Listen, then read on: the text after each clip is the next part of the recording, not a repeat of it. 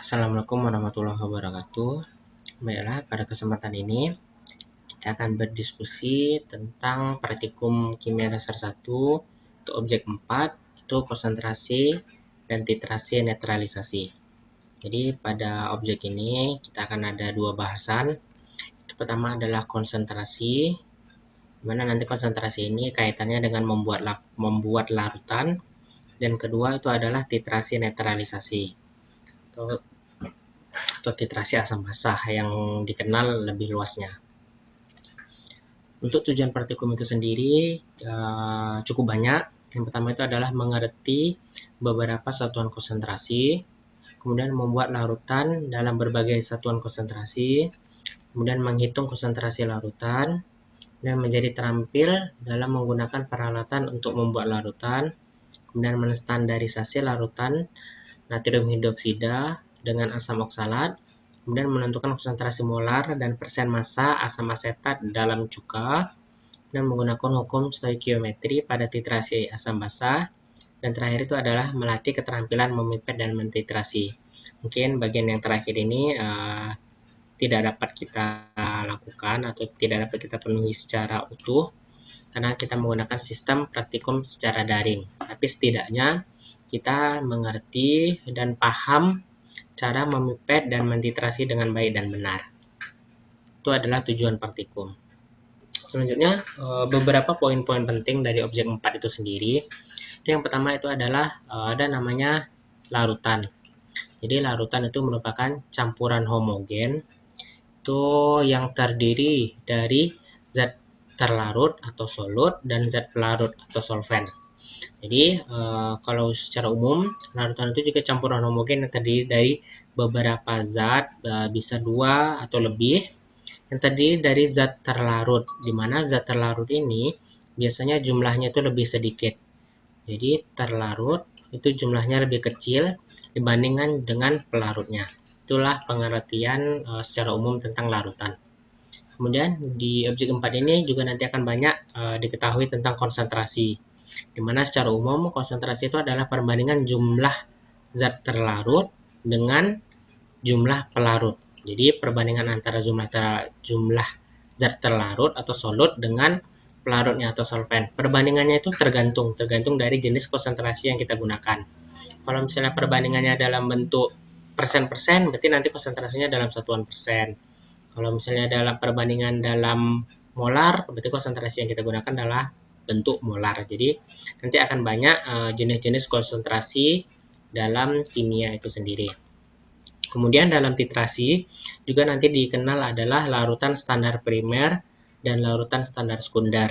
Di mana larutan standar primer adalah larutan yang diketahui konsentrasinya baik molaritas atau normalitas dengan pasti. Jadi larutan standar primer itu merupakan larutan yang kita bisa mengetahui konsentrasinya dengan pengukuran atau penimbangan secara tepat. Jadi kalau misalnya kita ingin membuat larutan standar primer dengan konsentrasi misalnya 1 M, nah kalau kita hitung misalnya dibutuhkan sekitar 10 gram. Jadi kalau kita membuat larutan standar primer dengan 10 gram itu konsentrasinya itu tepat dengan penimbangannya kalau penimbangannya kita tepat. Tapi kalau larutan standar sekunder, larutan yang tidak diketahui konsentrasinya dengan pasti. Jadi kalau larutan standar sekunder, walaupun kita buat dengan cara yang sama dengan larutan standar primer, tapi konsentrasinya itu tidak pasti. Walaupun secara perhitungan itu pasti, tapi secara prakteknya itu tidak pasti karena ada beberapa faktor nanti yang mempengaruhinya. Jadi untuk mengetahui konsentrasi dari larutan standar sekunder, maka nanti kita akan membutuhkan larutan standar primer. Kemudian titrasi. Titrasi itu adalah penambahan suatu larutan menggunakan buret ke dalam suatu larutan yang telah diketahui volume dan konsentrasinya sampai terjadi reaksi sempurna secara stoikiometri. Jadi secara umum titrasi itu selalu menggunakan buret. Kenapa buret?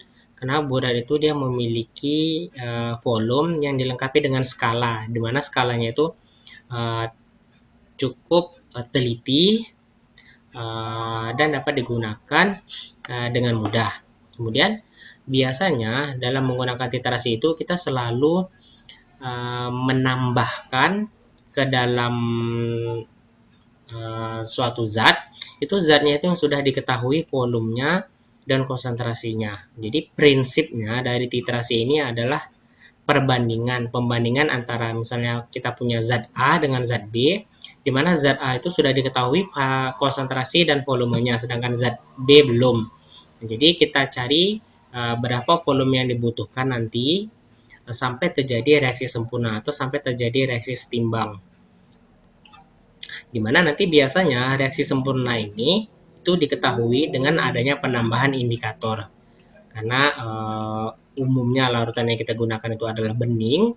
Jadi untuk mengetahui telah terjadinya reaksi sempurna itu biasanya dibantu dengan adanya indikator. Indikator yang digunakan itu bebas, tergantung dari berapa ataupun zat apa dan rank pH berapa yang kita butuhkan.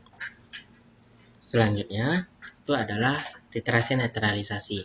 Jadi secara umum titrasi netralisasi atau titrasi asam basa itu ada dua buah. Itu pertama adalah titrasi asidimetri, yang kedua adalah titrasi alkalimetri. Di mana titrasi asidimetri itu adalah titrasi terhadap basa lemah atau garam yang terbentuk dari asam lemah dengan larutan standar asam. Jadi kalau asidimetri berarti dia asid, itu adalah larutan standar yang kita gunakan itu adalah asam. Dalam arti kata lain, asam yang telah diketahui konsentrasinya. Contohnya, kita mentitrasi NaOH yang dititrasi dengan HCl.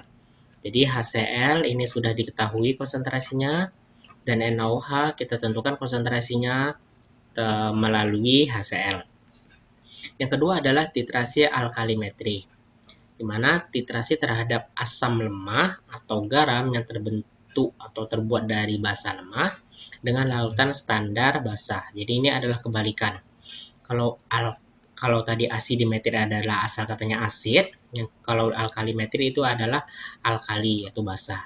Jadi kalau titrasi alkalimetri kita menggunakan larutan standar itu adalah basah. Berarti basahnya telah diketahui konsentrasinya. Contohnya kita mentitrasi atau CH3COH dititrasi dengan NaOH. Berarti NaOH-nya telah diketahui konsentrasinya.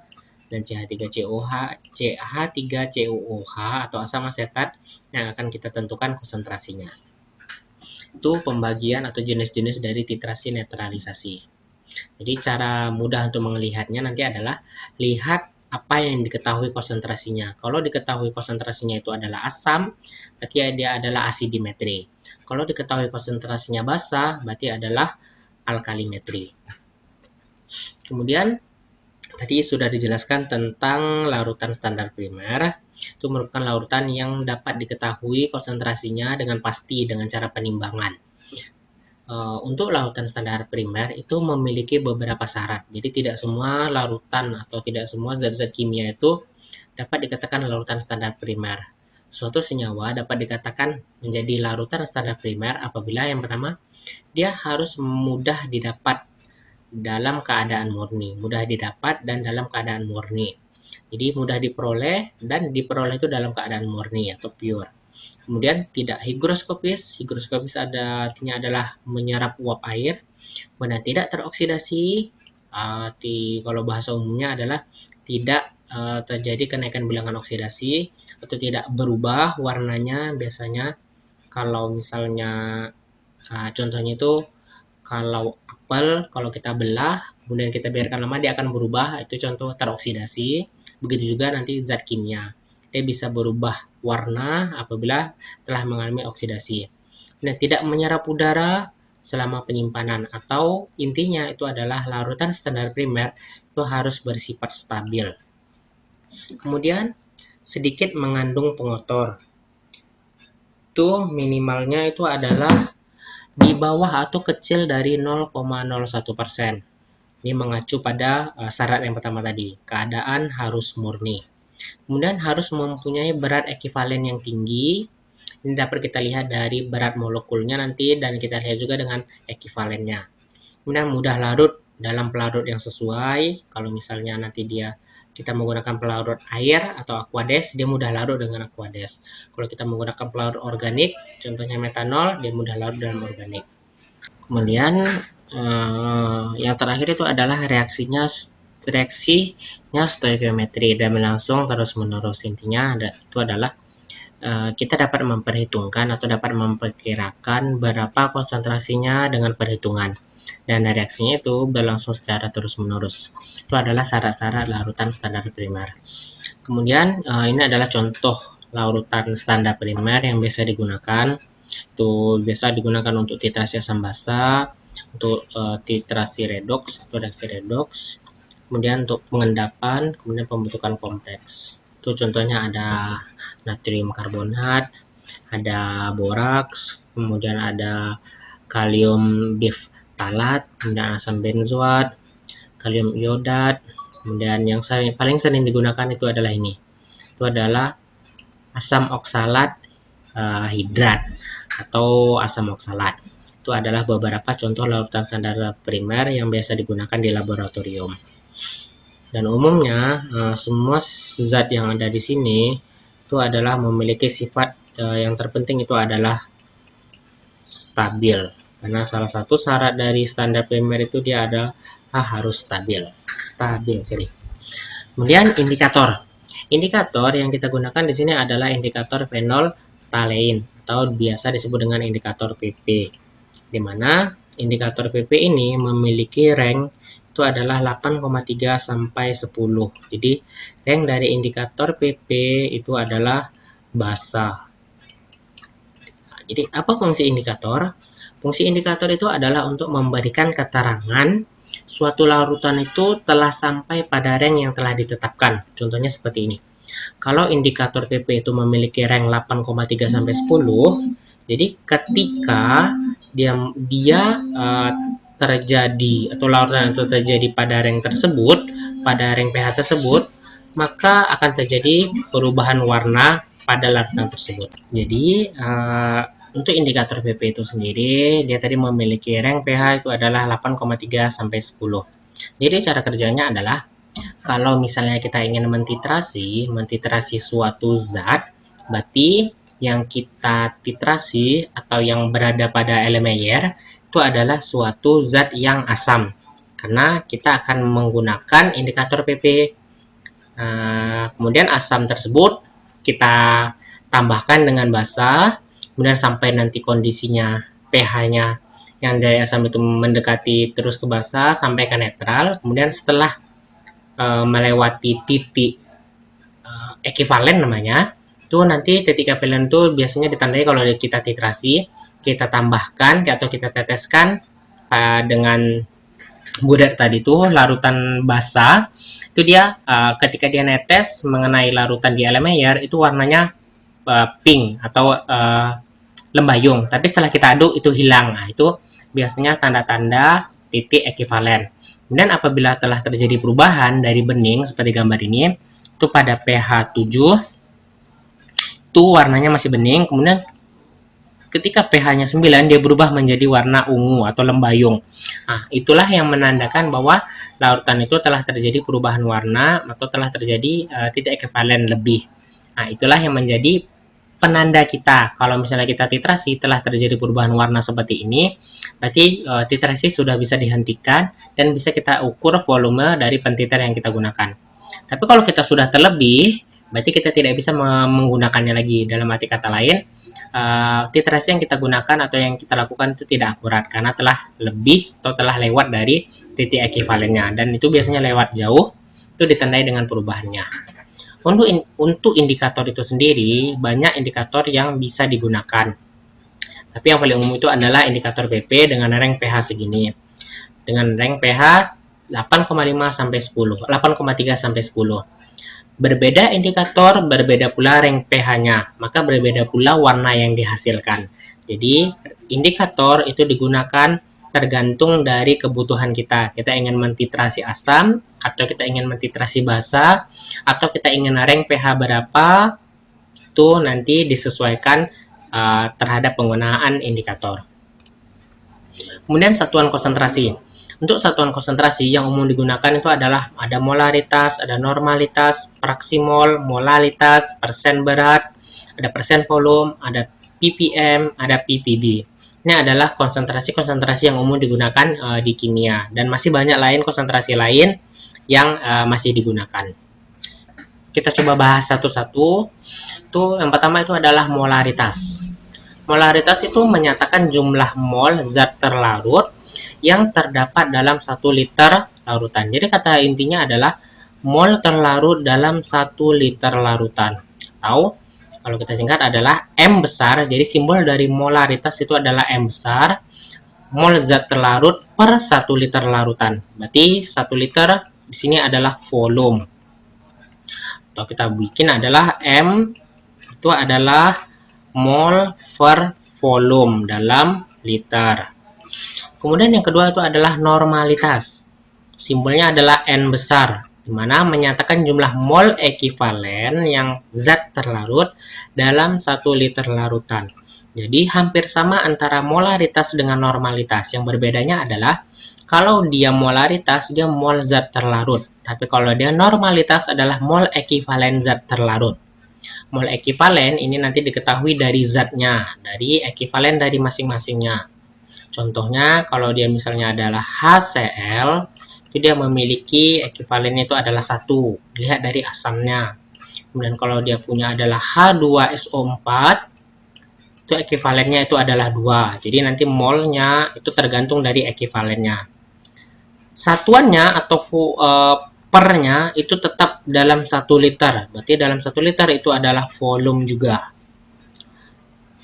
Kemudian yang ketiga itu adalah molalitas.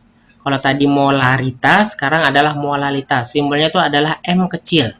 Jadi jangan salah, M besar molaritas, M kecil molalitas. Jadi molalitas itu adalah jumlah mol zat terlarut dalam 1000 gram atau 1 kilogram pelarut. Jadi yang membedakan antara molaritas dengan molalitas itu adalah pernya. Dimana kalau tadi itu adalah volume, kalau di sini itu adalah massa.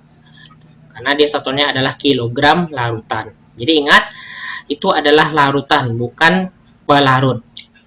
Oke, selanjutnya itu adalah praksimol. Tadi udah molaritas, kemudian ada normalitas, kemudian ada molalitas, dan praksimol. Praksimol itu adalah perbandingan jumlah mol zat terlarut atau NT. Jadi mol itu simbolnya itu adalah N kecil dalam larutan, di dalam larutan dengan mol seluruh zat atau NP biasa disimbol dalam larutan. Jadi praksimol itu biasa digunakan pada sifat koligatif larutan. Itu kalau kita bawa ke rumus adalah XT, itu adalah simbol dari praksimol, tapi yang di sini adalah praksimol untuk zat terlarut, itu adalah mol zat terlarut per mol total. Selanjutnya itu untuk satuan konsentrasinya itu adalah persen berat, atau bisa kita lihat di artikel ilmiah itu adalah persen B per B. Itu menyatakan jumlah gram zat terlarut dalam 100 gram larutan. Jadi kalau misalnya kita punya 10 gram per 10 gram larutan, 100 gram larutan, maka namanya adalah 10% B per B. Itu adalah untuk persen berat.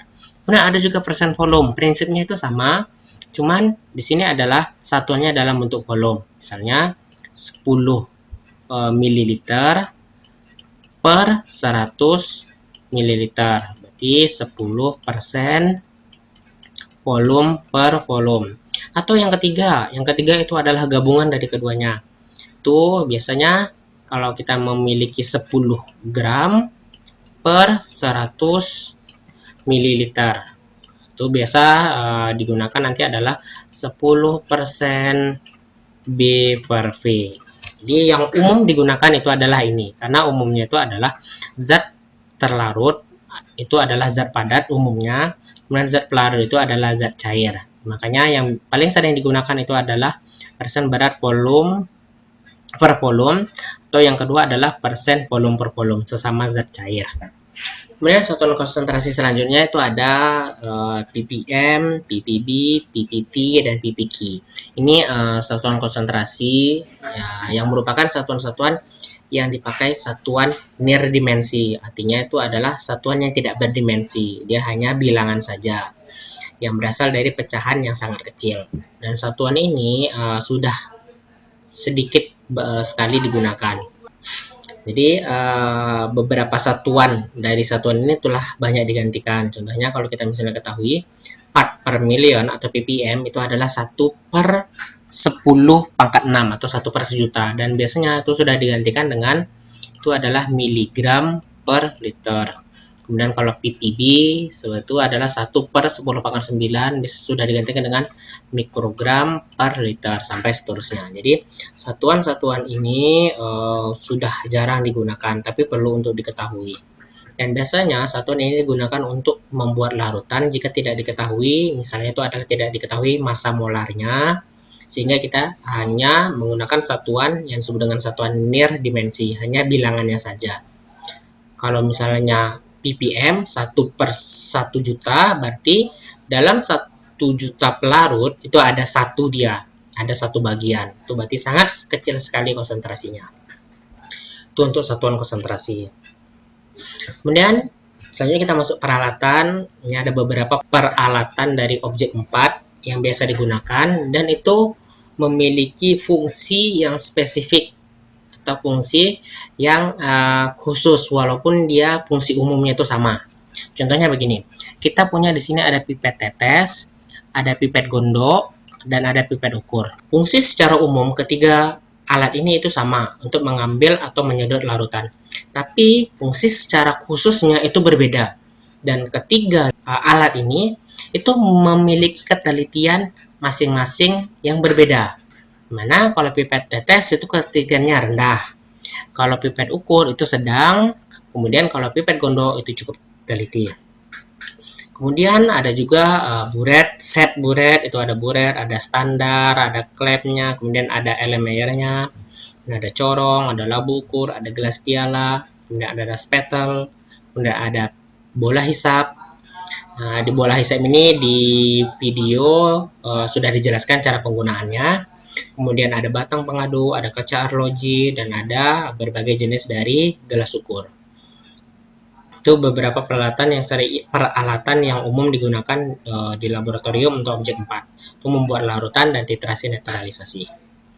Kemudian kita masuk ke praktikum. Itu yang pertama itu adalah membuat larutan. Mana larutan yang kita buat itu adalah larutan NaOH. Jadi untuk membuat larutan NaOH, pertama itu adalah kita timbang 0,4 gram NaOH. Kemudian wadahnya itu menggunakan kaca arloji.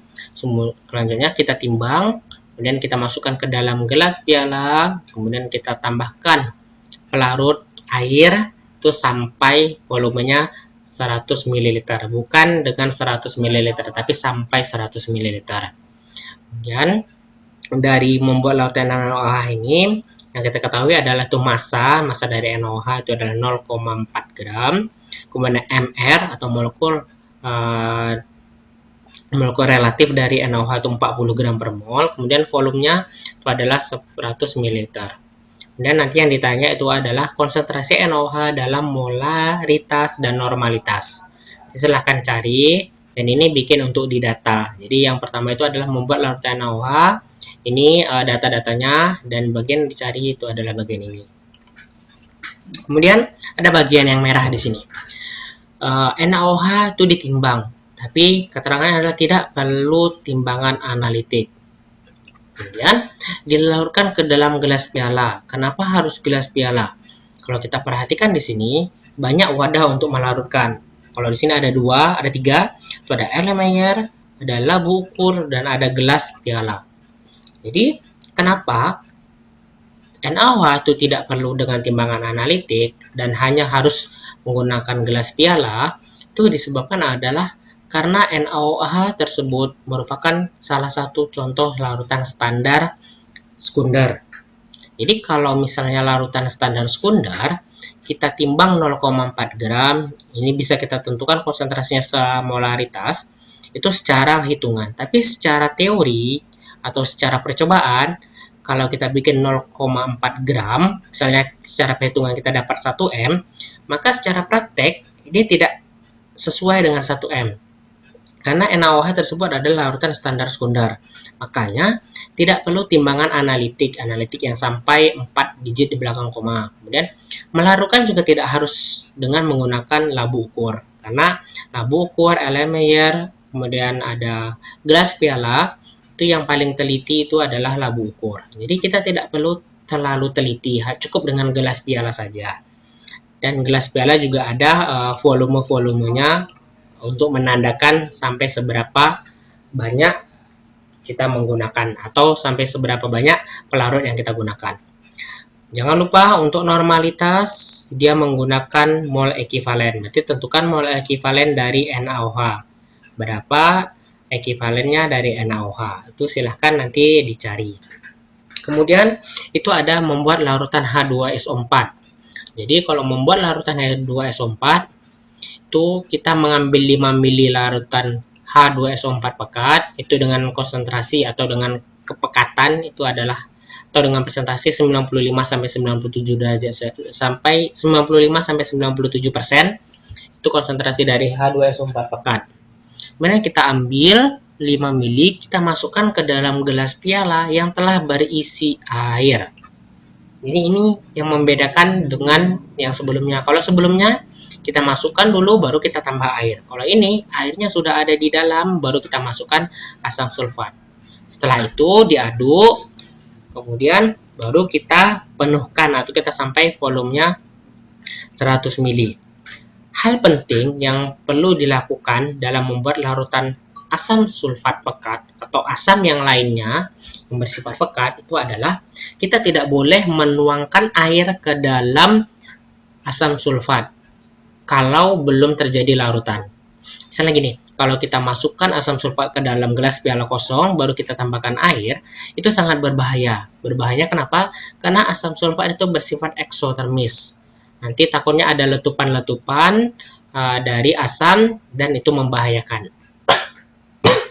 Sehingga dalam pembuatan larutan asam sulfat itu biasanya telah terisi air terlebih dahulu di wadahnya, air suling, baru kita masukkan asam sulfat berapa yang kita butuhkan dan masukannya itu tidak boleh langsung mencurahkan atau tidak boleh langsung menuangkan secara habis, tapi secara tetes dan biasanya itu dari dindingnya terlebih dahulu, dari dinding sampai dia mengalir ke dalam larutan. Dan jika itu menghasilkan panas yang berlebih, reaksi ini akan menghasilkan panas, berarti dindingnya nanti akan panas karena reaksinya adalah eksoterm. Maka biasanya itu direndam di dalam es bed atau di dalam air untuk mendinginkannya. Setelah habis volume dari sulfat yang kita butuhkan, baru kita cukupkan dengan air sampai berapa volume yang kita butuhkan. Di sini nanti diketahui volume dari asam sulfat itu adalah 5 mili, kemudian MR-nya juga diketahui. Persennya itu adalah 95 sampai 97%. Yang kita gunakan nanti adalah persen 95 saja. Kemudian berat jenisnya itu ada 1,85 gram per mililiter. Nanti yang perlu ditentukan itu adalah persen. Berarti persennya di sini adalah persen dalam V per V. Kemudian molaritas dan normalitas. Ini nanti yang dijawab untuk di data. Selanjutnya membuat larutan KMNO4. Larutan KMNO4 itu sebanyak 0,05 gram. Itu ditimbang, wadahnya itu adalah kaca arloji. Kemudian dimasukkan ke dalam labu ukur 100 ml. Kemudian dipenuhkan sampai tanda batas. Jadi labu ukur itu ada tanda batasnya. Dan biasanya labu ukur itu dia hanya satu volume dalam setiap labu ukur. Misalnya satu labu ukur volumenya 50, berarti hanya 50 saja. Kemudian terbentuk nanti larutan KMNO4. Kemudian hampir sama dengan yang tadi. Yang perlu kita ketahui di sini ada masanya, ada MR-nya, ada volumenya, dan yang kita tanya nanti ditanya adalah dari molaritas dan normalitas. Ini salah. Jadi yang ditanya nanti adalah konsentrasi dari larutan KMNO4. Yang paling penting di sini adalah 1 mol ekivalen KMNO4 itu sama dengan 1/5 mol KMNO4. Jadi untuk penentuan normalitas nanti silahkan gunakan ketentuan ini. Kemudian yang keempat itu adalah pembuatan larutan standar NaOH. Jadi NaOH itu kita pipet 6 ml, NaOH 6 m dipipet. Kemudian ada pipetnya, pipet gondok, pipet takar, dan pipet tetes. Mana yang kita gunakan? Jadi karena NaOH adalah larutan standar sekunder, tidak perlu kita gunakan pipet gondok. Cukup kita gunakan pipet takar saja sudah bisa. Atau kalau kita punya gelas ukur, bisa kita gunakan pipet tetes. Jadi kita pipet 6 ml, kita masukkan ke dalam labu 250. Kemudian kita tambahkan dengan air suling sampai tanda batas. Kemudian menjadi larutan NaOH yang konsentrasinya dapat kita ketahui secara perhitungan dan nanti dapat kita ketahui secara titrasi. Kemudian kita juga menimbang atau membuat larutan C2H2O4 atau asam oksalat. Yang kita timbang adalah 0,4 sampai 0,6 gram. Maksudnya di sini adalah berarti bisa kita bikin 0,45, bisa kita bikin 0,5, itu tergantung dari pengerjaan kita. Dan pada pengerjaan ini kita bikinnya itu adalah hanya 0,4 saja. Jadi 0,4 gram kita timbang asam oksalat, kita larutkan ke dalam Erlenmeyer 125 ml atau Erlenmeyer berapa sajalah, tidak mesti harus 125 ml. Namun baru kita tambahkan dengan 25 ml air suling hingga nanti terbentuk larutan asam oksalat dengan volume 25 ml. Setelah itu, sebelum kita mentitrasi, hal yang paling penting itu adalah buret yang kita gunakan sebelumnya itu harus kita bilas terlebih dahulu dengan NaOH. Tujuannya itu adalah untuk membersihkan pengotor yang tertempel di dalam buret. Kalau misalnya kita habis mencuci, bisa jadi nanti air yang menempel di sini. Kalau kita masukin langsung, maka konsentrasinya akan berubah. Jadi untuk amannya, kita bersihkan dulu atau kita bilas dulu buretnya dengan larutan NaOH yang telah kita buat. Setelah itu kita masukkan sampai full pada tanda batasnya di atas. Kemudian untuk ini adalah pentitarnya. Jadi larutan NaOH yang berada di dalam buret. Kemudian untuk yang berada di Erlenmeyer itu adalah asam oksalat. Sebelum kita mentitrasi, hal yang paling penting adalah kita menambahkan indikator ke dalamnya. Karena kalau tidak ada indikator, maka tidak bisa kita lihat perubahan warna, walaupun pH-nya itu sudah lebih dari asam menjadi basah. Tapi ketika adanya indikator, maka kita dapat mengamati perubahan warna ketika telah terjadi perubahan pH. Indikator kita masukkan itu biasa 2-3 tetes saja. Jadi tidak terlalu banyak-banyak kita menggunakan indikator. Baru kita lakukan titrasi. Ini tadi bilas terlebih dahulu buretnya sebelum digunakan untuk membersihkan dari pengotor yang tertinggal di buret. Kemudian dititrasi dari larutan baring menjadi larutan lembayung. Kemudian yang penting dalam kita mentitrasi itu adalah setelah merubah warna menjadi lembayung, kita hitung volume NaOH yang dibutuhkan. Kemudian dilakukan berulang. Jadi umumnya orang melakukan titrasi itu tidak sekali. Jadi kalau sekali sudah dicatat berapa volumenya. Misalnya percobaan pertama itu volumenya 10 ml digunakan NaOH. Kemudian diulang lagi dengan yang baru. Berarti dengan asam oksalat yang baru diulang lagi percobaan kedua. Misalnya dapat 10,1 ml. Diulang lagi sampai biasanya umumnya itu minimal itu adalah 3 kali atau triplo. Baru nanti hasilnya itu dirata-ratakan. Kemudian cari konsentrasi dengan menggunakan rumus. Ini adalah rumus secara umumnya.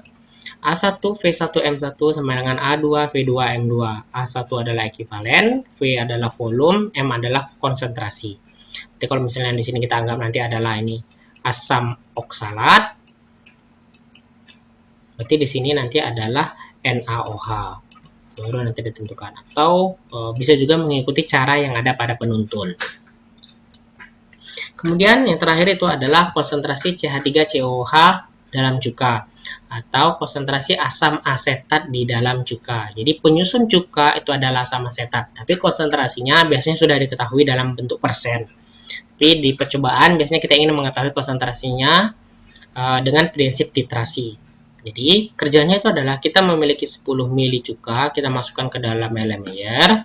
Ini kemudian kita tambah dengan 25 ml air sebagai pengenceran, berarti di dalam kita punya 35 mili larutan.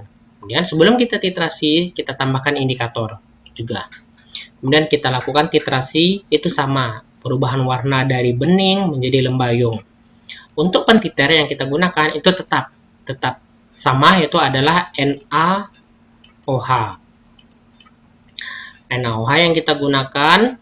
Kemudian yang kita ingin ketahui konsentrasinya itu adalah cuka. Jadi cuka atau asam asetat yang ada pada cuka yang berada pada Erlenmeyer.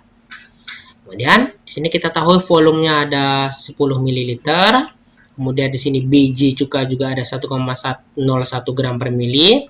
Kita tentukan nanti adalah konsentrasi cuka dalam bentuk molalitas. Jadi kita harus tahu berapa ekivalen dari CH3COOH atau dari asam asetat. Kemudian juga ubah konsentrasi molar ke konsentrasi persen. Setelah dapat konsentrasinya dalam molaritas, kemudian ubah dari konsentrasi molar menjadi persen. Dan ini persennya itu adalah persen volume per volume, karena dia adalah bentuk larutan dan larutan. Oke. Itu untuk praktikum atau diskusi objek 4. Itu ada titrasi membuat larutan atau konsentrasi dan titrasi netralisasi. Ya, jadi beberapa data, untuk data nanti silahkan dilengkapi saja, seperti yang membuat larutan NaOH, nanti apa yang diketahui, apa yang ditanya, silahkan dibikin. Dan begitu juga untuk membuat larutan H2SO4, KMNO4, NaOH, membuat NaOH sampai nanti titrasi.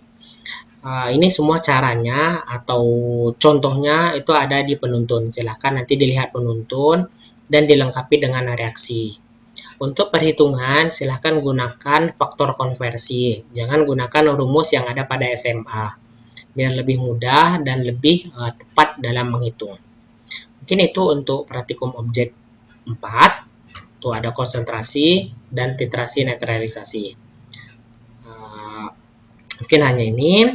Assalamualaikum warahmatullahi wabarakatuh.